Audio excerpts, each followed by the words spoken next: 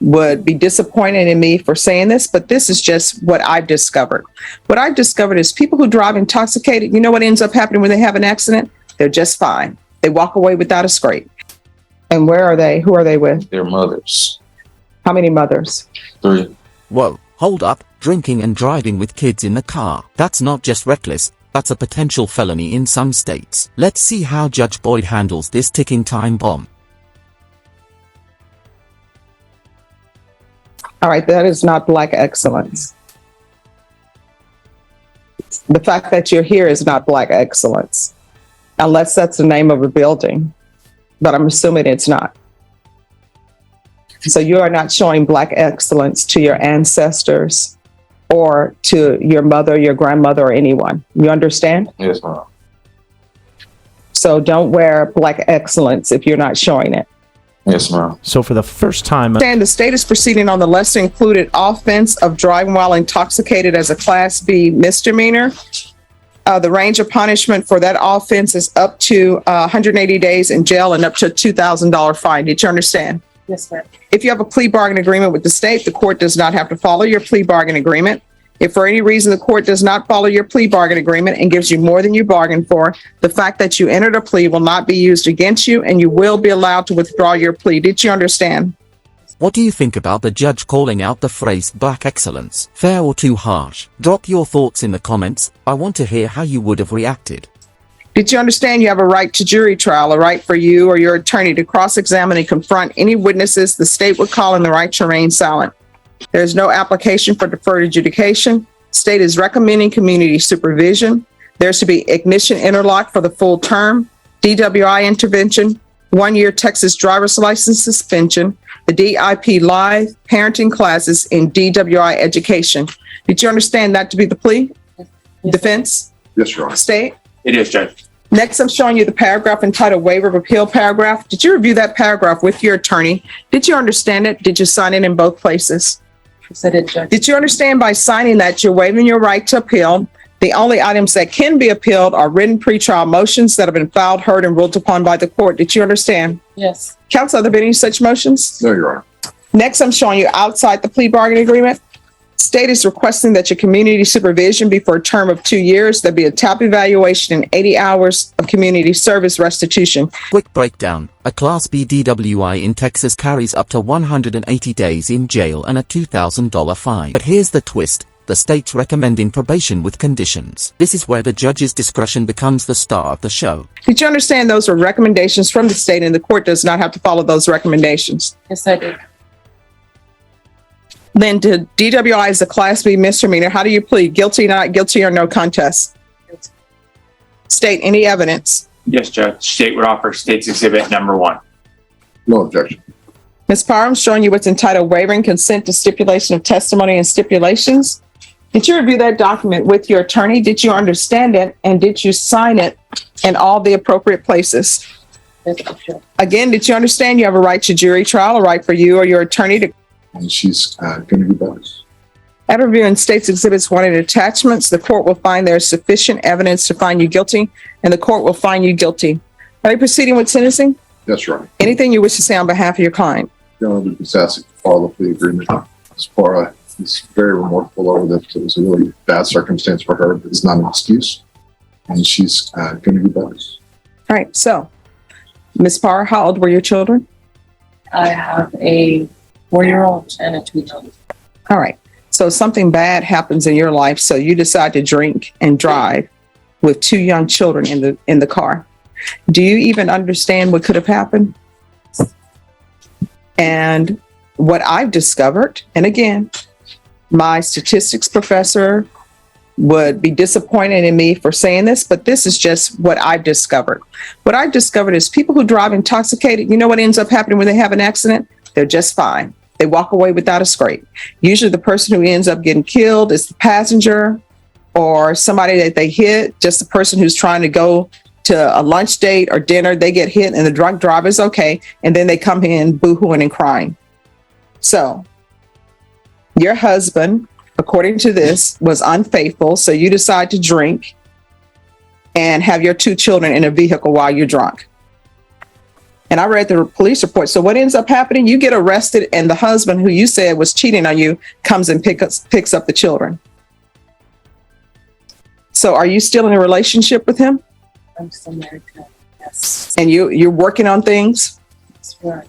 And here's the irony. The husband she blamed for everything is the one who came to pick up the kids after her arrest. Talk about plot twists straight out of a courtroom drama. See, here's the thing.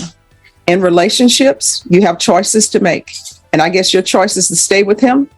But in a relationship, when you have children, and people may disagree with me on saying this because I don't have any children, but what I do know is 2-year-old and 4-year-old can't make decisions on their own. And so in relationships, when you have children and those children can't support themselves and be on their own, you should be putting them first. And putting them first was not driving with them. You understand? If I may say something. Yes. Sure. Okay. Yes. I just wanted to say that this is not an excuse. I own up to what I did. But my mother had also passed away that same year. Mhm. So it was a lot of other things that occurred throughout that time. It wasn't just my husband cheating. So I just wanted to say that. Okay. How old are you? I'm 33 years old. All right. So here's the thing. People who want to drink, you should not drive.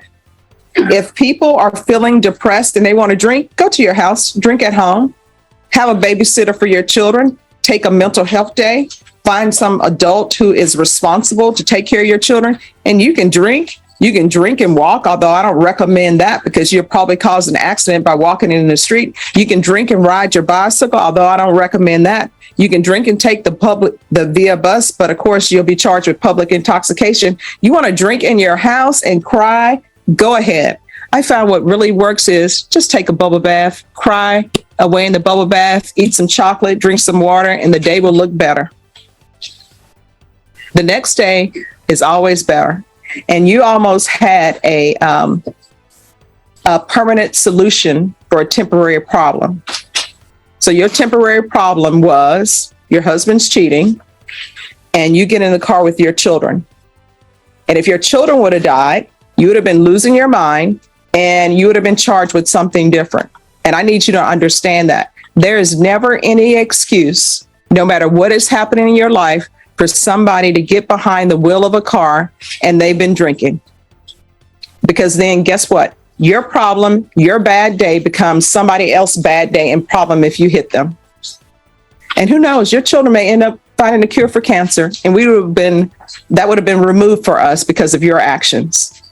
So I'm hoping that you truly understand your actions and truly understand what could have happened and where you could be. You understand?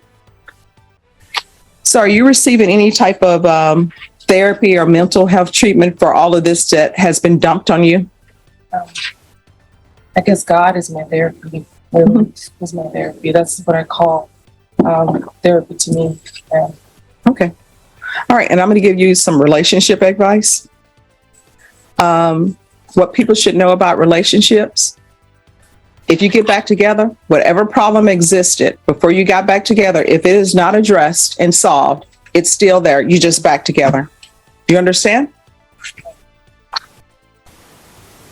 All right. This is what the court is going to do. The court is going to sentence you to 180 days in the Bexar County Jail. That'll be suspended and probated for 2 years. There's to be ignition interlock full term,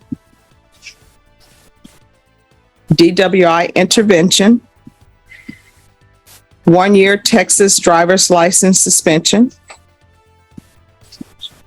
DIP live. So instead of hard jail time, she's walking away with 2 years probation, community service, parenting classes, and interlock monitoring.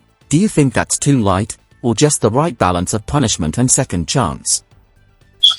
DWI education. There's to be 80 hours of community service restitution. 40 of those hours will be waived if you provide proof of the COVID vaccination. The court is not requiring you to do that, but if you do, 40 of those hours will be waived. There's to be parenting classes. And once you complete those parenting classes, the Remaining hours will be waived. Are you employed? No, I'm a stay-at-home mother. All right. There's to be regular reporting by Zoom or in person. There's to be field visits one time per month. And probation, let them know when they do the field visits, they need to look in the refrigerator and everywhere else to make sure there's no alcohol in the house. There's to be regular UAs.